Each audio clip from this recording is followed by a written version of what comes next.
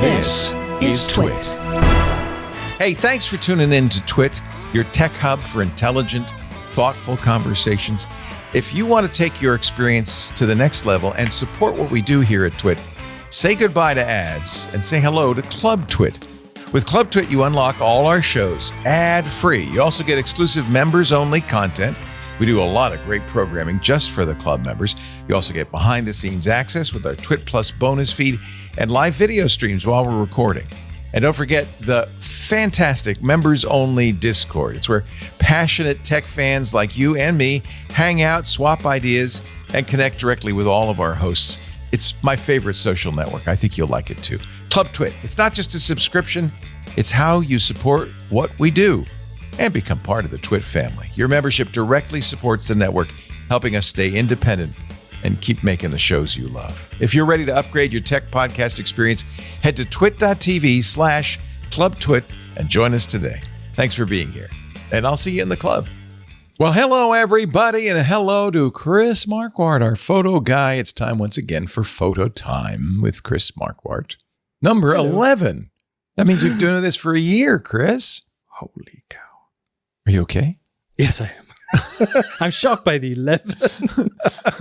Yeah, we started this pretty quickly after we moved out of the studio, and we've been doing it ever since to great acclaim. This is very amazing. Chris is a talented photographer who does workshops out of his home in Germany, but also sometimes gets in the car and does workshops all over Europe. In fact, you've got one coming up. Yes. End of November. The last week of November, which does clash with a holiday in the United States, but we'll take to the road from Frankfurt down to the Black Forest to see Christmas markets. That's the week when all those Christmas markets open. So the first lights, we'll see them. We'll be in the Black Forest. We'll see timber-framed houses with twinkling lights, some culinary winter treats, very small group, and postcard villages. And if we're lucky, we'll get some snow down there, because the Black Forest is, if we get snow, Black Forest is one of the areas that gets it first. So Freiburg, Strasbourg, Eguisheim. Eguisheim and Rickeweer. That's two really old villages. I'm not familiar in with that. Alsace. Oh, they're in Alsace. That's why. That's Colmar, why it's so weird. And Colmar has more Christmas markets than you can shake a stick at. It's amazing. Nice. It's just beautiful. There's a town in Germany I've been to. Maybe it's Freiburg, where they say, "Well, this is where Santa Claus started." It kind of looked like this. That's a good question. I haven't heard this about Freiburg. Well, I'm trying to remember where we went, but it was these lovely timbered houses, and I'd say every country on this planet has an origin for Santa Claus. Yeah, right. But German Santa Claus is the real Santa. See, there it is, right there. It's the actual one. Yeah. How fun! So, what should people do if they want to go? There's only how many seats left? Are there? It's not two seats left. Oh boy, it's filling up. There's a link. Right here. No, it's actually somewhere in the show notes, tfttf.com/Christmas 2025. That's pretty easy. Okay. TFTTF is the only complicated part. That stands for Tips from the Top Floor. Chris's lifetime adventure podcast. He's been doing it since his podcasting began. 20 years. 20 years forever. Isn't that amazing? It's crazy. We're podcast pioneers. How did that happen? I sometimes feel like a podcast fossil. Yeah, we're that too. So we do this for the club every month. Chris very kindly comes by, gives us a photo assignment, reviews the previous month's photo assignment, and then talks about some news and answers some questions. We're going to do all of that today. But let's start with our assignment for this month. It was classic. And as you might expect, we got a lot of cars. Of course, there's cars and some black and white photos, of course. So they're classic for sure. Yeah, they're a classic. And I picked 3 as usual, and they are Yeah, well, they are in some way classic or depict something classic. First one is by Larry Albor. Okay, hold it's on a black and white sec, photo. I'm using a new browser and I have to log in, unfortunately, to Flickr because we want to give you the full Flickr experience. Okay, I got it now. Oh, it's a nice one. I like this. Being logged in. This is a classic record album. Not just that. It's a shot in a vinyl store, and of course we see Bob Dylan peeking out from that thing there. But then there's also an Eagles part, and there's, what is that, Hotel California, I think. There's Bob Dylan back there, Brian Eno, Fleetwood Mac. So all the classics in a black and white photo. It speaks to me. It speaks to me. There are stores like that. In fact, now they're back. More than 10 years ago, of course. Yeah, but no. Now in Petaluma, we have 3 stores like this. What? This could be taken in modern day Petaluma. Records are back, baby. Yeah, records have never really completely gone. Same as film photography, They were on the way out, but they've been rediscovered. They've been rediscovered. Yeah. The pressing companies have consolidated, and records are being pressed, and people fantastic. have record players, and it's like film photography. It is not gone. It actually is seeing a pretty good resurgence right now. So. All right, second picture by Audrey Brand, Van Gogh's Field. Not black and white, but instead it is a field of sunflowers. I like the perspective because the tree looks so small and the sunflowers look so big. It's a half and half picture, right? The lower half is the sunflowers, the upper half is the sky and the tree, and a nice mix of colors. You have the warm side of the spectrum in the yellow, which is almost red. Then you have the green, you have the blue. So it's almost like an RGB kind of picture with all the colors in it. And it's a very classic thing. And very pretty. Yeah. What is it? Blue pretty. And gold are natural complements, I guess. A very classical color complement as well. And then last but not least, and that's probably my favorite, is by Gregory Chesney, Undercover Beast. And what we're looking at is a picture of a classic camera. Something we can all identify with. A classic camera, a Japanese Pentax Asahi Spotmatic. It's a SLR, and a nicely used lens too. A real used camera. Someone really spent time with that camera. Someone took a lot of pictures with it. And Pentax, one of the classic. Actually, Pentax is the company that invented the Penta Prism. I didn't know that. That's where the name comes from. That's where the name comes from. That's the prism on the top. That's the bulge that you see on top of SLRs, and which bends and reflects the light and turns it around so you can see an upside down. You can see the upside down picture right side up, and quite a feat of figuring that out and making this into cameras. And nowadays, modern cameras often put that bulge on top and emulate the look of these traditional cameras, and they wouldn't have to, but then they put, I don't know, maybe a GPS in there or something. They don't need it.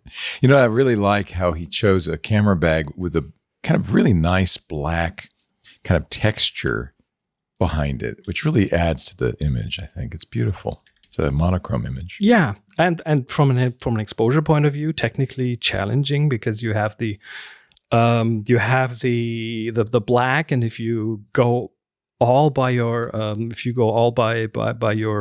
automatic exposure, then that picture would be overexposed. So it takes a bit of knowledge, a bit of exposure compensation. There's a lot of technique here.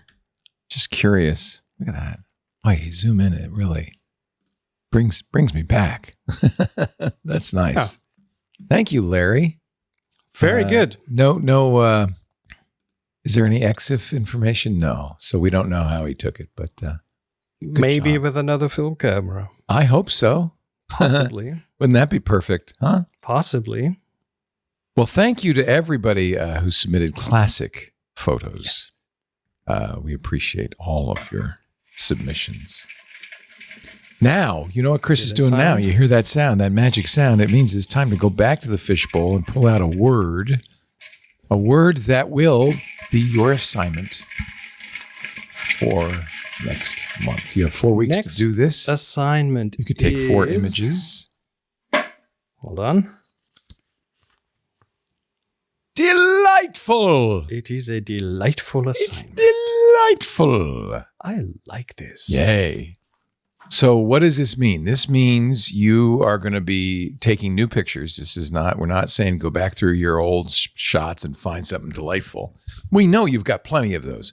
This is all about getting out there and taking pictures over the next month. And you know what? Do it every day. But when you see something delightful, make sure you tag it, TG for Tech Guy, delightful, upload it to flickr.com and submit it to the Flickr Tech Guy group. The name goes back to the old radio show. This is something we've been doing for many years on the radio show. So that's where the TG comes from in the Flickr group. But there is a lovely Flickr group called the Tech Guy Pool. It's got 11,000 members and many thousands of photos. And you'll know you're in the right place when you see Renee Silverman, our moderator. She'll welcome you into the group. She'll welcome your photo. You can do 1 per week. They must be taken after today. Okay, from now on, after yesterday, and it should be delightful. TG delightful. The tag is important just so we can find all the submissions. But thanks to everybody. Yeah. Cool stuff. Very nice. Now we have some news. Yes. Let's start with Insta360. Have you seen the tease they put out about the drone? Oh, so I have an Insta360 camera. So we're living in a strange world because I love my Insta360. It's so cool. Just end of July, DJI launched their Osmo 360, which is a 360 camera. So they are really like scratching on Insta360's dominance, and suspiciously close to that announcement just a few days ago.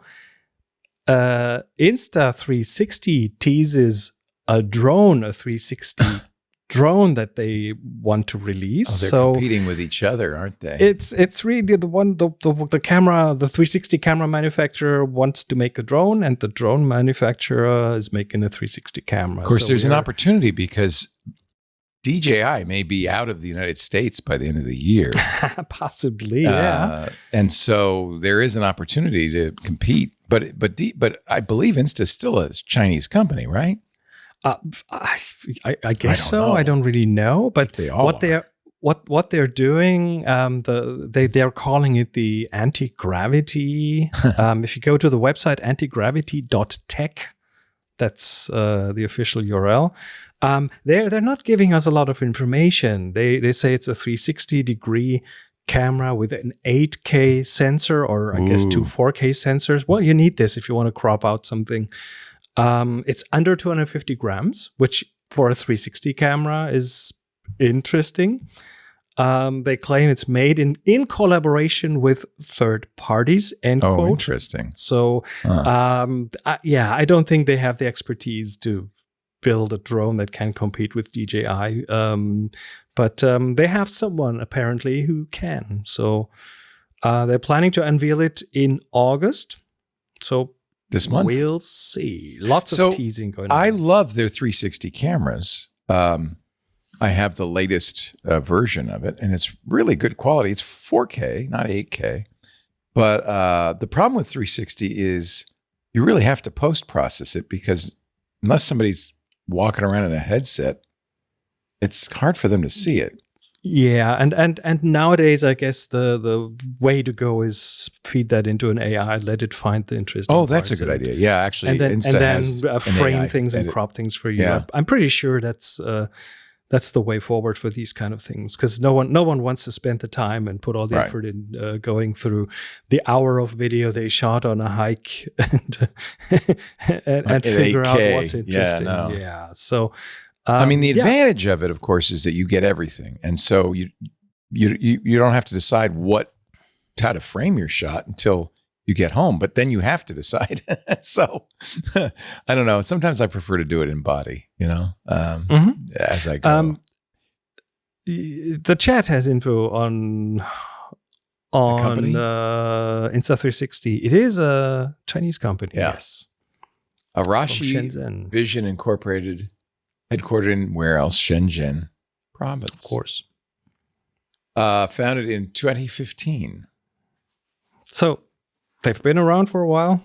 Yeah. And Insta360 are the ones who revolutionized this this self-leveling 360 view. Before that, if you had a 360 camera, which were often constructed out of multiple action cameras, and then you'd had to post process, and they put that camera into one package, and it wouldn't matter if you turn it around; it would just keep the horizon level, and that was kind of their breakthrough, I guess. Yeah, Anthony Nielsen turned me on to them. In fact, we shot some commercials with it that was just like a drone shot. Mm-hmm. Oh, let me turn there. Yeah. Because when you put it on a long tripod, and this is a monopod, and this is a very, very, very monopod, very, or we actually call that a selfie stick. Yeah, we had like a 12-foot selfie stick in the back of a truck. Yeah, and so he was riding ahead of us in a pickup truck, sticking this out the back of the truck, and we were riding. This was an ad for electric bicycles, but it looks just like a drone shot. It's actually really cool. Silent drone shot. Yeah, that's not annoying anyone around you. Yeah. I had the earlier version of this. This is the one that just came out, which is the X5. But I had the earlier version of this in Rome, and I looked like an idiot. This is my problem. So I was carrying it around like this. Yes. And we did a tour of the old Palatine Hill, and I got the whole thing, the guide's speech, but you don't have to look at the guide or us. You can look around. It's like you're up there. Never looked at it again, but I have it. A lot of these things need projects. If you don't really have ongoing stuff that you can use them for, it's like a drone. I take it with me in all my travels, hoping. And this is another thing Anthony Nielsen turned me on to. This is a quick release head from Landsea that's a really handy thing. Imagine that technology in a drone under 250 grams. Yeah, with an 8K camera. That's kind of wild. You don't have to get a license to fly it if it's under that. We'll get to that a bit later in the news. So anyway, that's a tease. They want to release something in August. No technical information, no nothing so far. But stop me from buying it. Can I just say, please stop me from buying it? Don't let me buy it. I already have a drone. I have a DJI in my drawer that I never use. I mean, if you want to buy it, you could buy me one of those. Drones are one of those things, much like 360 cameras, that seem like such a good idea. But and you have one and you don't have the projects for them. Yep. Mm-hmm. Yeah. I mean, it's neat to see the world from above, because you rarely see it like that. I mean, it's not even from an airplane. It's just from 30 feet up or 100 feet up. Yeah, but you just look a bit weird with one of these long sticks. So anyway, let's get on to the next piece of news. I actually walked around my house when we first bought it with this up in the air, and the neighbor said, "What you doing?" Yeah. I'm just taking pictures in my house. I visited my parents. They have photovoltaics on the roof. Yes. That's how you could inspect them. Yeah. They asked me to bring the drone. Yeah. I found out that it's much easier to just take a ladder and climb up. So, And more direct. You can easier spot what's wrong. I think my drone will come in handy someday. Oh, it will. Certainly will. All right. When's the last time you ran across AI slop? Just a minute ago. All the time. Cute animal pictures and things. So I've just seen, I mean, I don't think it's a trend just yet, but it might become one. The first search engines are starting to allow you to filter out AI. Yes, Kagi lets you, there's a switch on Kagi. It says don't show Kagi does, and DuckDuckGo added that a short while ago. So those are the first two. I leave that on, by the way. I leave it off. I want to see everything. I don't care if it's an AI picture. Yeah, well, but some people... I understand. Some people don't want real pictures. And that's one of the reasons I use Kagi, by the way, too, because it gives me a bit more real search results. Yeah. We had the CEO and founder of Kagi on Intelligent Machines on Wednesday. Yeah, I've heard him in another interview. He's great. He's the right type of guy, I think. Yeah.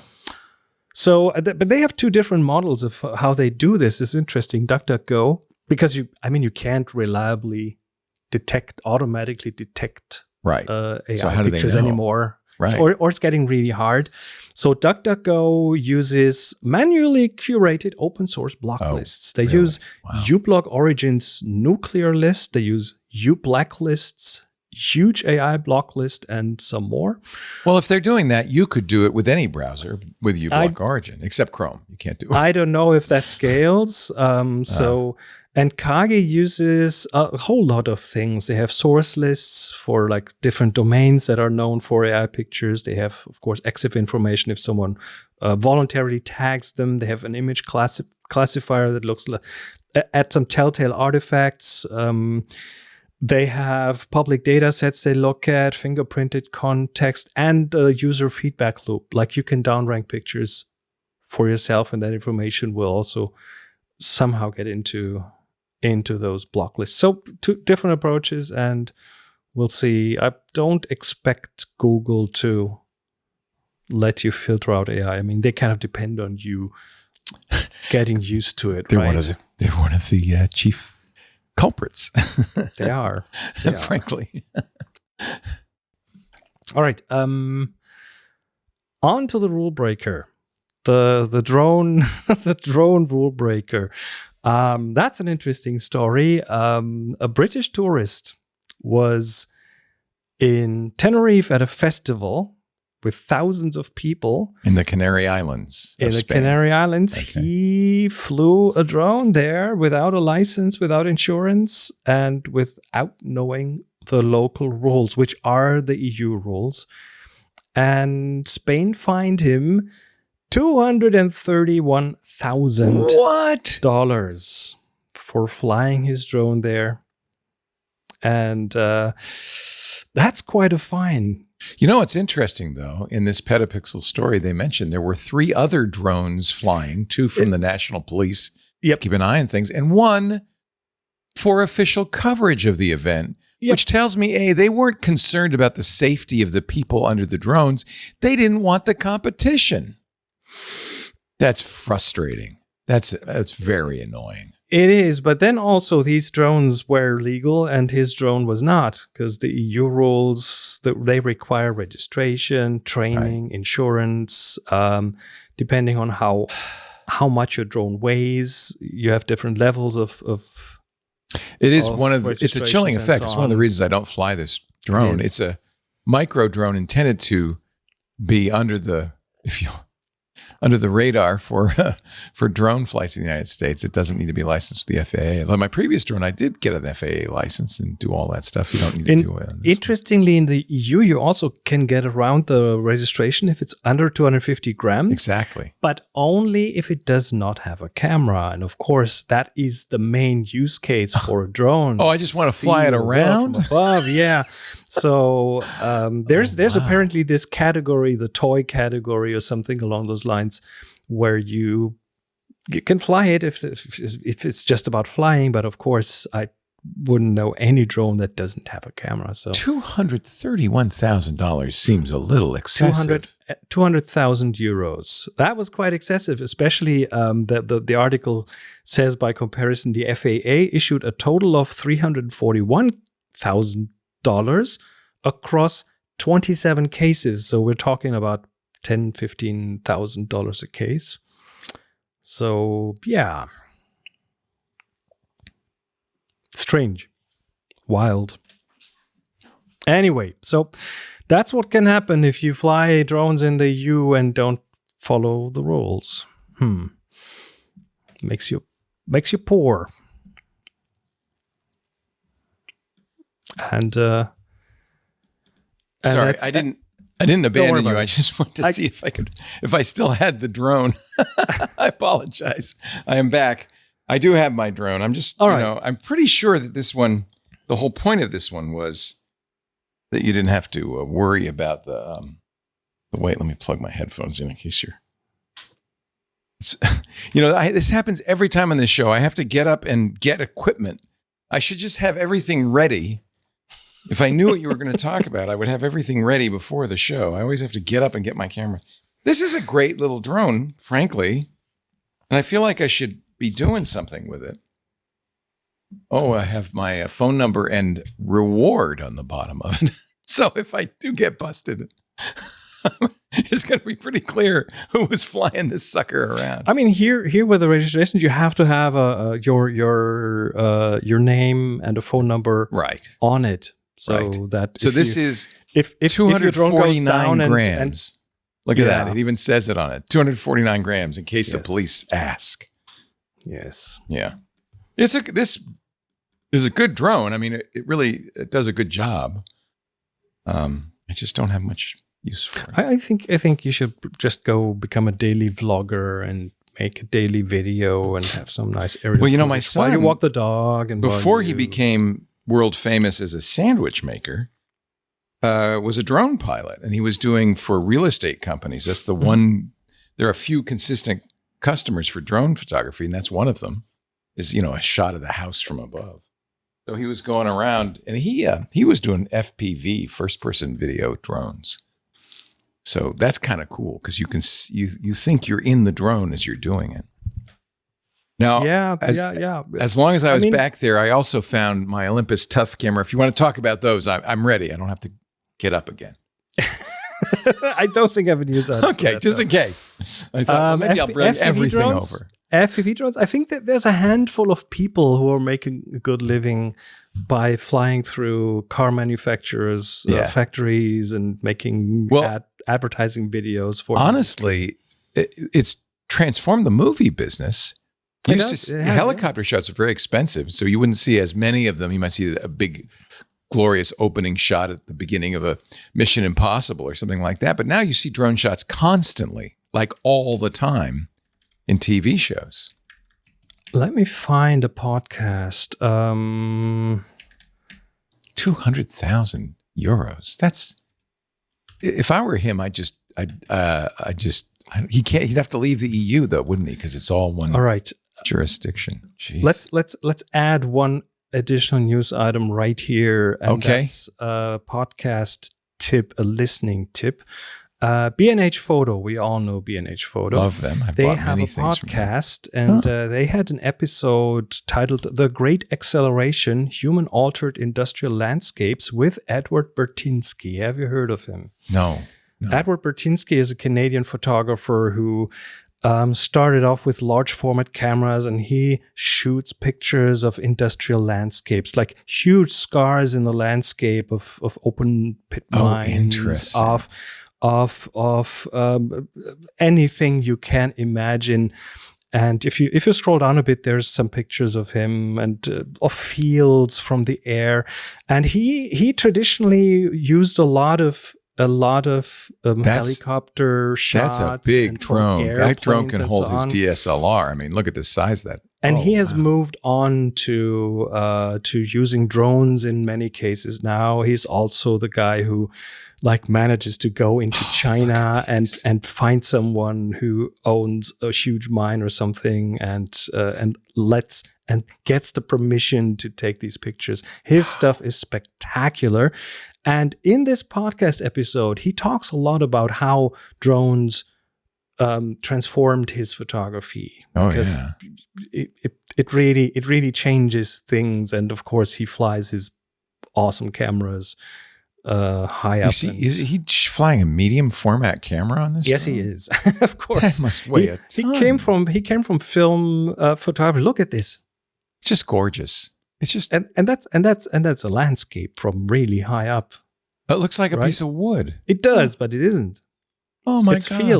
It's fields, and and you couldn't shots like this would be very hard to get. And he moved on to digital medium format, and now the drones are a really important tool. Gorgeous. And he talks about not just the things he takes pictures of in this episode, but also about how he gets the shots and the not just the tech, but also the politics and things around getting these shots. Because you might have industrials who don't want these things out in the open. So he's the guy who gets these. That's one thing I would say is an attribute of the great photojournalists is they are sweet talkers.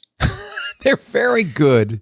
If you want access, that's kind of what you need to be able to do. Yes. Yeah. Same for street, right? You have to be able to convince people that you're okay. Yeah. And it's a myth. A lot of people think street photography, you get your 400 millimeter telephoto, you hide behind somewhere, and then the pictures have so much more impact if you go wide angle and close up. Yeah, and I agree. And that's what you. But that means you're sticking a lens in somebody's face. In street photography, you either want to talk people into, hey, would you mind posing for me, or would you mind me taking your picture? Never mind me, just ignore me. These kind of things, or you learn the tricks how to get pictures of people without them noticing, which is possible, even with a big camera. This is what the very famous Bruce Davidson was able to do. He was an amazing street photographer, and it would take pictures in the subway in New York of kind of dangerous people. But somehow he convinced them that he could sneak up right next to him. And these are amazing, famous shots. He was incredible photographer. Real great stuff. Yeah, just love it. And obviously he had that, I don't know what it is, that charm, I guess, that you could talk people into letting you get right up in there. Because as you say, wide angle, man. These are either that, or he was just not threatening. It depends on the kind of camera. If you have a big SLR, a big mirrorless camera with a huge lens on it, it's something different than having a small Leica style rangefinder that doesn't even make a sound. I remember him talking about how he had all these techniques. He'd have pictures with him. He'd have a little notebook with him. He'd had all these techniques to reassure people that he was harmless, right? Yeah.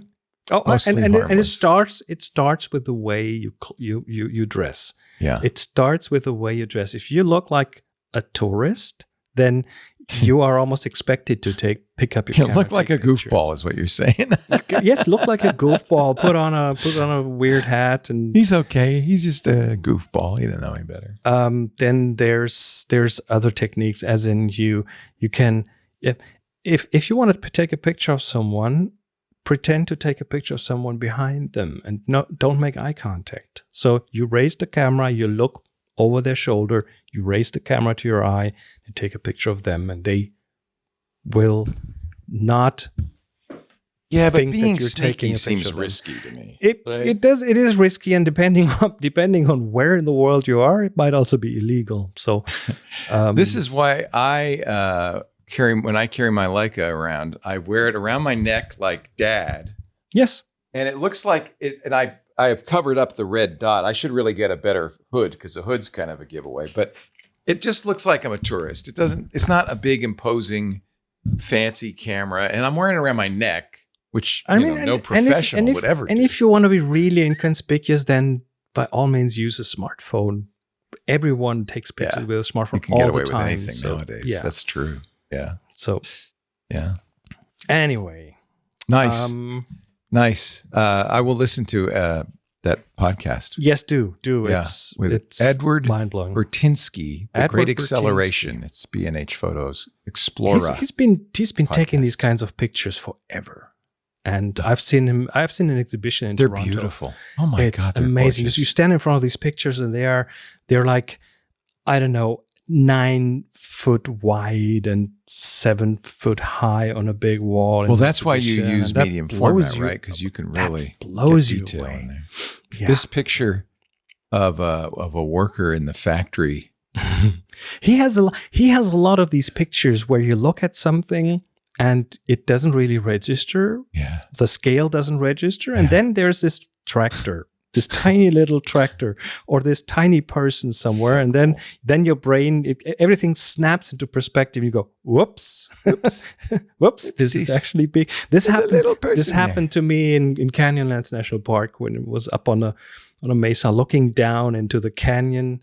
And it didn't register until I realized that these little lines were tire tracks and these little green dots were trees, So this guy is a shipbreaker in Bangladesh, and this is a giant tanker ship behind him that he is chopping up. If anyone finds an exhibition of Bertinsky near them, hey, you go there. Because, we're not doing it justice to show it on screen. I'm sure it's amazing. Not at all. And I don't know how many people are watching this on a smartphone. This thing needs to be viewed in a big scale. I will listen to that podcast. That looks great. Yeah. Really neat. All right. The next thing that I came across is one of the most delightfully nerdy things that I've seen in a long time. Have you heard of Ben Jordan? No. He's a YouTuber. He's a musician. He's a sound nerd. He's a tech nerd, but also a pretty accomplished electronic musician. He has a YouTube channel. He does really nerdy things. And among other things, he also goes out and collects bird sounds. With his headphones and the weird contraption and so on. And he also has around his studio outside, he has microphones running all the time. And I think an AI classifies the birds. So he has a count of what birds were there at what time and so on. Really, really techie, nerdy kind of thing. He built a sound seeing camera, as in you have, these FLIR cameras for heat imaging. Yeah. He built one of those based on a design that is very expensive. He built one himself that you can point at something and you see where the sound's coming from. So imagine you have some weird noise coming from an engine and you want to know if it's from the left or from the right. That camera can see that. It's like a tracer. Sort of, but you also have it has a webcam built in, so you have an overlay of the sound source over the actual image. It's very, very interesting stuff. So he got interested in how some birds can mimic human sounds, like smartphones, but also typewriters and things like that. Birds that grow up around humans will imitate human sounds, and there are some that are really proficient at that. And then he found this, I don't know, a bird sanctuary or something with a bird that grew up in there and was pretty much always around human sounds and also was really good at imitating human sounds. So he got this wild idea of uploading a PNG to a bird, a PNG image to a bird. So what he does is he takes a spectrum image of that PNG, and you can pretty much play this back on a speaker. It's a whistling, weird, like a modem kind of sound almost. And he tried to train that bird on that PNG image sound. Yep. And I mean, it wasn't a 100% success. It was more of a concept, but he managed to get the bird to repeat parts of the image. So he then, and he didn't find out until he was back home when he looked at his recordings and he thought it didn't work. And then he opens up that bird song and looks at the spectrum and there's parts of that image. So wow. Isn't that you could totally teach a bird to sing a ping? nerdy, delightful, absolutely made my day. Such I love an it. amazing, I love it. Amazing story of tech discovery and trying weird things. So he has a lot of these kind of things. So Ben with 2 N, Jordan on YouTube, 1.3 million views on this one. So people are loving it. Yeah, absolutely. And then last but not least, I have a PSA. Uh-oh. I have a PSA to make, and it's about film exploding. What? Right? So during the last heat wave here in early July, we had a heat wave here. Temperatures were almost up to 100 Fahrenheit, 35 plus degrees here in Germany. And I saw a news article about a German museum archive that had to be evacuated in a hazmat operation. So there were multiple firefighters' cars, because some of the historical film reels in there. Oh, it's celluloid. It's the old decompose. film. And what happens if you have celluloid film is it, especially when you warm it up over 30, like in the 100 Fahrenheit area, then it starts to decompose to release toxic gases and also potentially self-igniting gases. There have been some very famous fires in Hollywood of old celluloid canisters. Yeah. So what the firefighters did, they put those reels in cooled containers and relocated them to prevent combustion. Smart. And I saw this article and I went, oh, wait. There are these aluminum containers I have of film. Someone on a workshop gave me that, and it's old from Orwo, Eastern German film manufacturer. So I was like, and that was right at the time when it was so hot. So I was like, okie dokie, I might want to check out if that is celluloid film, because I wasn't sure. I never opened them. They were still factory new, closed, and so I started looking for telltale signs, as in film that says safety film on it is safe. That's so funny, and that's probably pretty old itself. Because nowadays you'd assume film is safe. But well, there was this transition time, and it's happened sometimes in the 1950s. Before about 1955, most of the film was on celluloid, and then they found triacetate, which is a plastic, as a replacement. Later in the 80s, they switched to polyester or PET. But if it says safety film, yeah, you're good. You're fine. Nothing will happen. You can also tell if it smells acidic. If it has a sour smell and it's starting to break down. Yeah. So I first of all, I mustered all my Google foo. I tried to find out if that film is safety film or not, because it didn't say what it was. Oh my. And it was from somewhere in the 1950s, mid to late 1950s. So there was still the company Orwo made, well, especially in East Germany, right, where they may have been a little behind the times. Well, they made celluloid film until the 1960s, but only cinema film, I found out. So cinema stock. So and then I opened one of these canisters and the tacitly smelled it, and it didn't smell weird. And then I took a little corner and snipped it off and took it outside and tried to light it on fire, and nothing happened. So I was kind of saying, but if you have old film from before about 1955, somewhere in your attic where it might get hot in summer, It might be celluloid.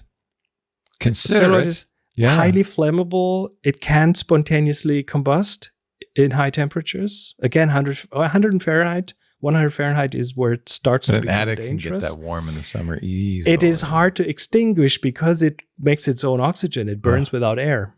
So you want to store that in a dry, ventilated place. Keep it away from heat sources and so on. Again, if it says safety film, you're safe. If not, do some research. Ask ChatGPT. Well, maybe not. That might hallucinate stuff. But figure it out because, I mean, still, you might have film from your grandparents, old film. It doesn't matter if it's developed or not, if it's new or if it's old. It's the plastic that the pictures sit on. That is the dangerous part. The backing, yeah.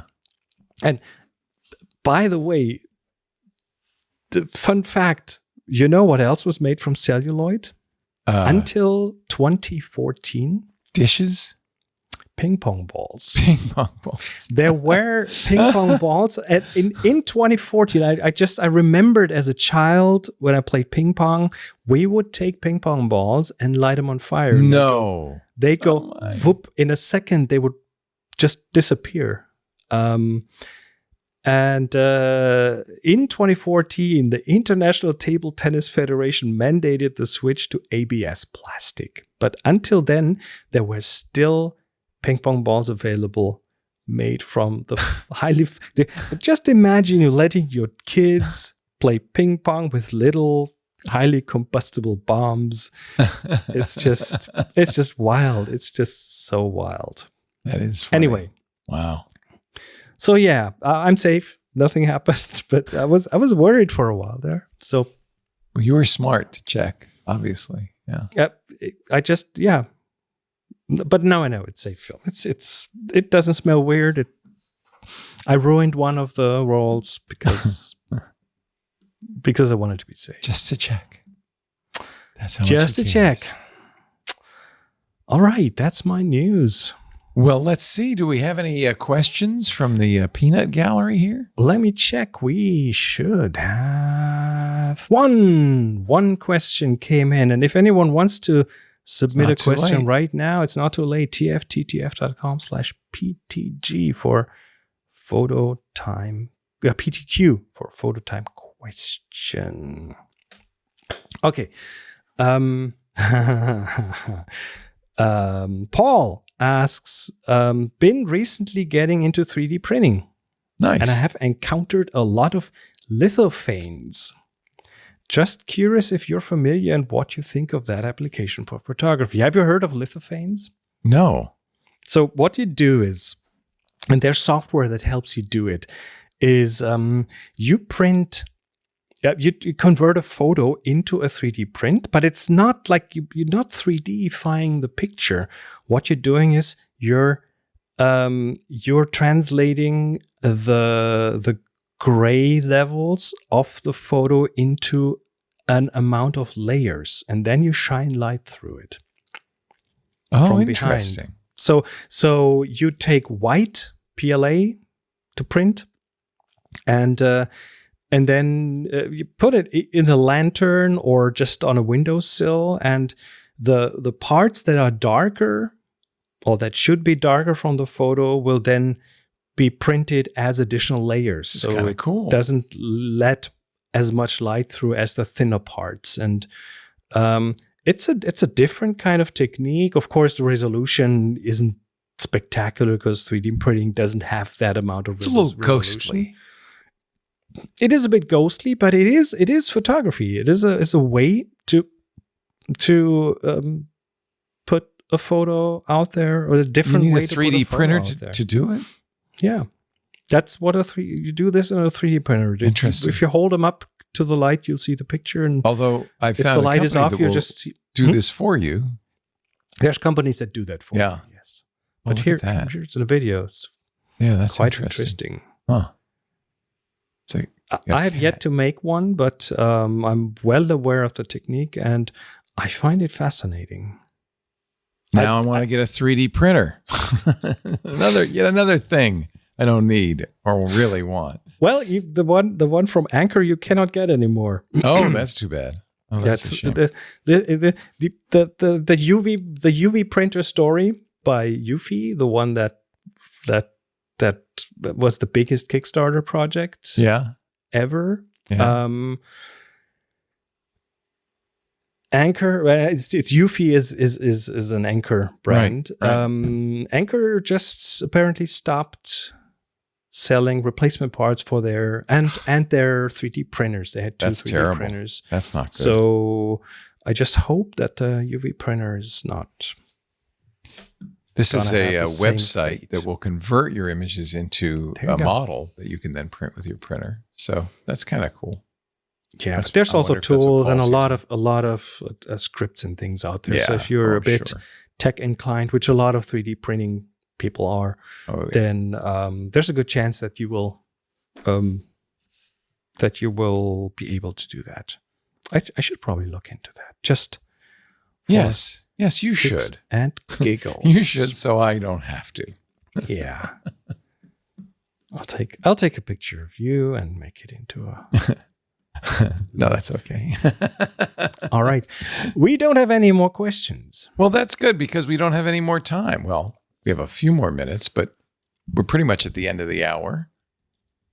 You can ask those questions anytime in the next month because they stack up and they don't get lost.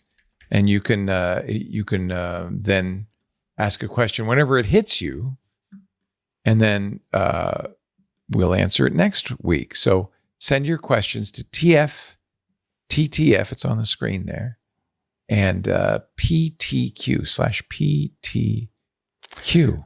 And that link is also on our Flickr group, right on the homepage of the Tech Guy group. There is a link in the info box that goes to all the other info, to when the next show is, to, by the way, we need to find a date, but yes, all the info is there. We will be reviewing the assignment. Delightful. That's the word that came out of the fishbowl. So I think that's going to be fun. Go out and take some delightful pictures and then upload them to Flickr. TG Delightful the tag. Renee Silverman will thank you for your suggestion, and we'll put them in the pool. And what do you think, Anthony Nielsen? What does 1 month from now look like? Am I still September the 5th? 12th? Oh, this is the 5th. 5th or 12th? I'm around the 5th. We have the AI user group at 2, so we could do it on the 5th hour before that, or? Yeah, do you want to do 1 p.m. on the 5th, Chris? 1 p.m. Pacific? 1 p.m. is fine. All right, put her down. 1 p.m. Pacific, September 5th, Labor Day week. We will do photo time and immediately after the AI user group. Sounds great. All right. Chris Marquardt is at tfttf.com or discoverthetopfloor.com. That might be easier to remember. You can go there and find out about the new trip. There's 2 seats left.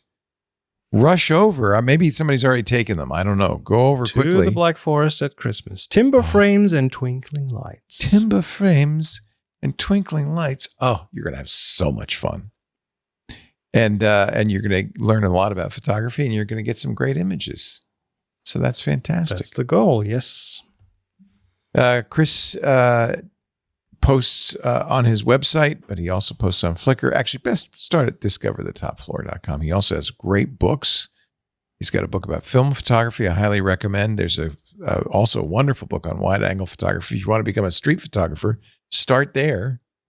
And he does workshops and coaching and all sorts of stuff. Discoverthetopfloor.com. Thank you, Chris. A real pleasure. Thanks for having me. Always fun. Have a great evening. I know it's pretty late at the Viewfinder Villa. We've kept you up past your bedtime. That's okay. It's only midnight. I can handle it. All right. Thank you, Chris Marquardt. Thank you to all our club members who make all of these special shows possible. I hope you're glad you joined the club.